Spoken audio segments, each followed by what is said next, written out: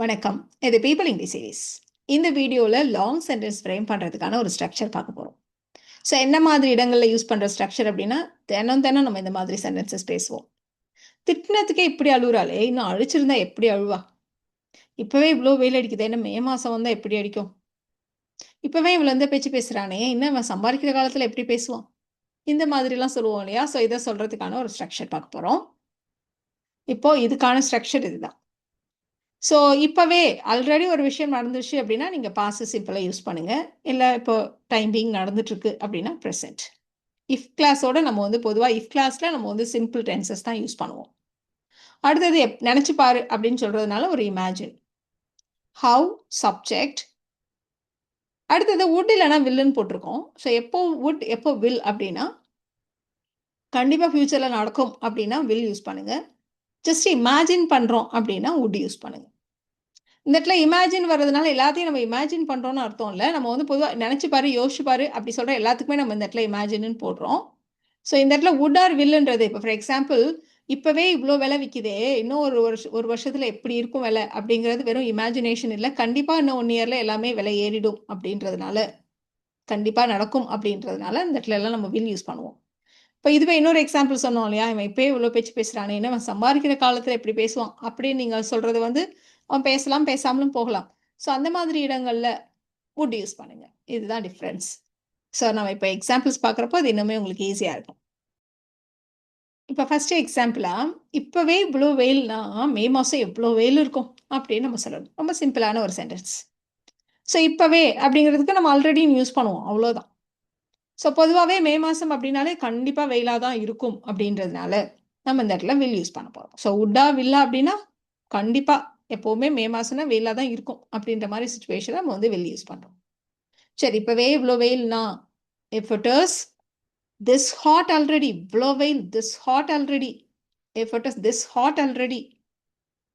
நினச்சி பாரு, மே மாதம் எவ்வளோ வெயிலாக இருக்கும் நினச்சி பாரு அப்படி சொல்கிறோம். ஸோ இமேஜின் ஹவு ஹாட், எப்படி வெயில், அதுக்கு தான் imagine how hot it will be in May. If it is this hot already, imagine how hot it will be in May.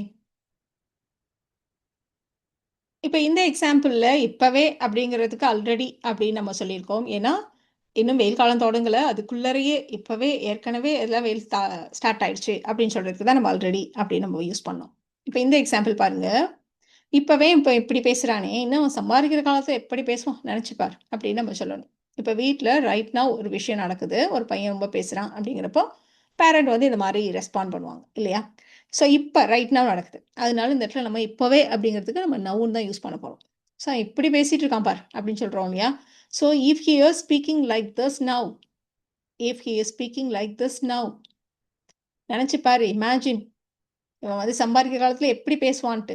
How he would speak when he earns. இந்த இடத்துல நம்ம வந்து பியூராக imagine தான் பண்ணுறோம். அவன் சம்பாதிக்கிற காலத்தில் இப்படி தான் பேசுவானா நமக்கு தெரியாது. ஸோ பியூர் இமேஜினேஷன்றதுனால தான் நம்ம இந்த இடத்துல வுட்னு யூஸ் பண்ணுறோம். So imagine how he would speak when he earns.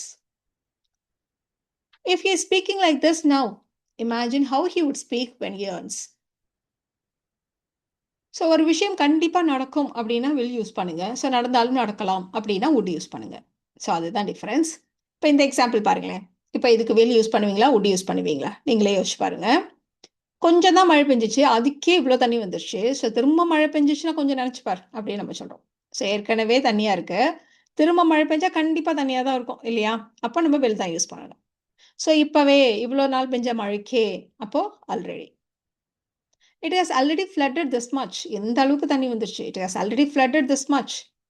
Imagine how it will be, எப்படி இருக்கும்னு நினச்சிப்பார். Imagine how it will be if it rains again. It has already flooded this much. Imagine how it will be if it rains again. இப்போ இந்த example பாருங்களேன். நீங்கள் ஒரு இடத்துக்கு போயிட்டு இருக்கீங்க, ரொம்ப டிராஃபிக்காக இருக்குது. இந்த டைம்க்கே, இப்போவே அப்படின்னா இந்த டைம்க்கே டிராஃபிக் இவ்வளோ மோசமாக இருந்தால், ஸோ காலையில் பீக் ஹவர்ஸ்லாம் எவ்வளோ மோசமாக இருக்கும்னு நினச்சிப்பார் அப்படின்னு நம்ம சொல்கிறோம். ஸோ இந்த இடத்துல ஆல்ரெடியா நவ்வா, நம்ம இப்போ இந்த டைமை ரெஃபர் பண்ணி இந்த டைமுக்கே டிராஃபிக் ஜாஸ்தியாக இருந்தா அப்படின்னு தான் நம்ம மீன் பண்ணுறோம். அதனால நவ். ஏற்கனவே நடந்த விஷயத்துக்கே இப்படி அப்படின்னா ஆல்ரெடி. ஸோ இந்த இடத்துல now. So if traffic is this bad now, இப்பவே இவ்வளோ மோசமா இருந்தா. If traffic is this bad now, imagine எவ்வளோ மோசம். அதனால how bad it will be in the morning, in the peak hours. எப்படி வேணா சொல்லலாம். If traffic is this bad now, imagine how bad it will be in the morning. இப்பவே இவ்வளோ விலை விக்குதே அப்படின்னா, நம்ம இப்ப டைம நம்ம ரெஃபர் பண்ணி சொல்லல. ஜெனரலா இந்த சமயத்துல அப்படின்னு நம்ம மீன் பண்றோம் இல்லையா? அப்ப என்ன சொல்லணும்? ஆல்ரெடி. ஸோ இப்பவே இந்த விலை விக்குதே, இன்னும் கொஞ்ச நாள் போனா, இன்னும் கொஞ்சம் மாசம் போனா எப்படி இருக்கும்? எவ்வளோ விலை விக்கும்? அப்படின்னு நம்ம சொல்லணும். So if the price is this high, சரி நம்ம ஒரே ஸ்ட்ரக்சரை தான் ஃபாலோ பண்ணிட்டு இருக்கோம். If the traffic is this bad, if the price is this high, அப்படிதான் நம்ம சொல்லிட்டு இருக்கோம். So if the price is this high already, imagine எவ்வளோ ஜாஸ்தியாக இருக்கும் அப்படின்றதுனால ஹவு ஹை, ஹவு பேட் அப்படி சொன்னோம் இல்லையா? அந்த மாதிரி இப்போ how high. Imagine how high it will be in a few months. இன்னும் கொஞ்சம் மாசத்துல, இன்னும் கொஞ்சம் நாளில், எப்படி வேணா வச்சுக்கோங்க, இன்னும் ஃபியூ இயர்ஸில் எப்படி வேணா சொல்லலாம். So if the price is this high already, imagine how high it will be in a few months. So இந்த எக்ஸாம்பிள்ஸையும் இப்போ பார்த்துட்டே வாங்க, எப்போ வுட் யூஸ் பண்ணுவோம் அப்படின்றதுக்கு. ஸோ பியோர் இமேஜினேஷன், நம்ம ஜஸ்ட் இப்படி வந்து இப்படி இருந்தா அப்படின்னு நம்ம இமேஜின் மட்டும் பண்ணுறோம் அப்படின்னா அப்போயும் நம்ம வுட் யூஸ் பண்ணுவோம். ஸோ ஒரு பொண்ணு அழுகுறா, அதில் அடிக்கலை, சும்மா திட்டினோம் தான். அப்போ நம்ம சொல்லுவோம், சும்மா திட்டினதுக்கே எப்படி அழுகுறா, ஒரு வேளை அடிச்சிருந்தா, நம்ம அடிக்கலை இல்லையா? ஸோ ஒரு வேளை அடிச்சா அப்படி தான் நம்ம மீன் பண்ணுறோம். ஸோ ஒரு வேளை அடிச்சா இப்போ எப்படி அழுவா அப்படின்னு நம்ம சொல்கிறோம். ஸோ திட்டினதுக்கே இப்படி அழுகுறாளே. If she cries this much, இந்த அளவுக்கு அழுகுறா. If she cries this much for being scolded, திட்டு வாங்கினதுக்கு, for being scolded, how she would cry. அப்புறம் இந்த இடத்துல நீங்கள் இன்னொரு விஷயமும் பார்க்கணும். நம்ம வந்து கொஷன் ஆர்டரில் how would she cry அப்படி சொல்லலை, நம்ம சாதாரணமாக தான் நம்ம சொல்லிட்டு இருக்கோம். how she would cryன்னு தான் போட்டுட்ருக்கோம். இப்போ imagine how she would cry if she were beaten. ஒரு வேளை அடிச்சா. ஸோ ஒரு வேளை அடிச்சாதான், அதனால தான் நம்ம வேர் யூஸ் பண்ணுறோம். ஸோ இமேஜினேஷன் அப்படின்னாலே நம்ம இந்த மாதிரி இஃப் ஷி வாஸ் இல்லை ஷி வேர் அப்படின்னு நம்ம யூஸ் பண்ணுவோம். If she cries this much just for being scolded, சும்மா திட்டினதுக்கு, அதுக்கு தான் ஒரு ஜஸ்டையும் சேர்த்துக்கிறோம். If she cries this much just for being scolded, imagine how she would cry if she were beaten. இவ்வளோ சின்ன விஷயத்துக்கே இவன் இவ்வளோ கோவப்பட்டான் அப்படின்னா, உண்மையிலே ஏதாவது பெரிய பிரச்சனை வந்தால் என்ன பண்ணுவான், எப்படி நடந்துக்குவான் அப்படி நம்ம கேட்குறோம். ஸோ இதுவும் நம்மளோட இமேஜினேஷன் தான். இப்படி நடந்தால் அப்போ நம்ம பாஸ்ட் சப்ஜெக்டிவ் அப்படின்னு நம்ம சொல்லுவோம். இந்த மாதிரி இடத்துலலாம் நம்ம வந்து பாஸ்ட் டென்ஸை தான் யூஸ் பண்ணுவோம். இஃப் பக்கத்தில் பாஸ்ட் டென்ஸை யூஸ் பண்ணுவோம். ஸோ அதனால நம்ம வந்து வுட் யூஸ் பண்ண போகிறோம். ஸோ இப்படி நடந்தால் அப்படின்னு இமேஜின் பண்ணுறதுனால. ஸோ இவ்வளவு சின்ன விஷயத்துக்கு கோவப்பட்டான்னா, if he got angry over a small issue, if he got angry over a small issue, imagine how he would react, எப்படி நடந்துப்பான். Imagine how he would react to a real problem. So ரொம்ப பெரிய காயெல்லாம் இல்லை, ஒரு சின்ன சிராய்ப்பு தான், சின்ன ஸ்க்ராட்ச் தான். ஸோ அதுவே இவ்வளோ வலிக்குது அப்படி சொல்லணும்.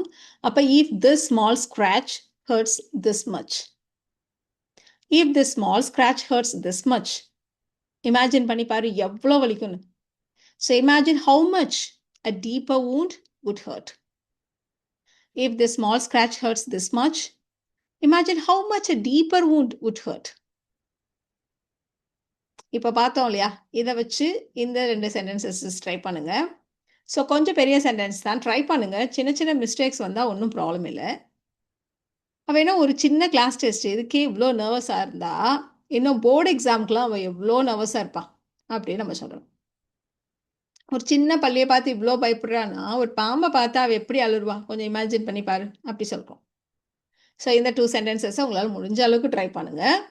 உங்களுக்கான ஆன்சர்ஸை அடுத்த ஸ்லைட்லேயே செக் பண்ணிக்கலாம்.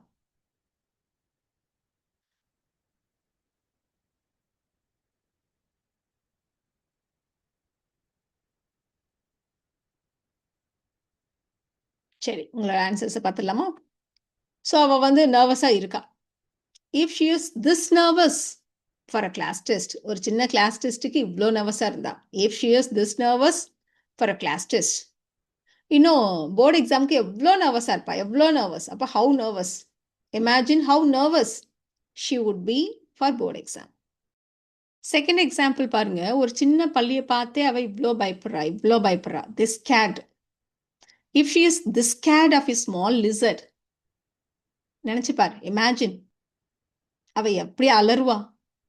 How she would scream if she saw a snake. So நம்ம சொன்ன மாதிரி இந்த இடத்துல இனிமே தானே பாம்பு பார்க்கணும். ஏன் இந்த இடத்துல பாஸ்ட் டென்ஸ் அப்படின்னா நம்ம இமேஜின் பண்ணுறோம். அப்படி இருந்தால் எப்படி இருக்கும், அப்படி இமேஜின் பண்ணுறப்போ தான் நம்ம வந்து பாஸ்ட் சப்ஜெக்டிவ் அப்படின்னு சொல்லி பாஸ்ட் டென்ஸ் யூஸ் பண்ணுவோம். ஸோ இதை பற்றி இன்னும் கூட டீட்டெயிலாக நம்ம வேற ஒரு வீடியோவில் பார்க்கலாம். So if she is this scared of a small lizard, imagine how she would scream if she saw a snake.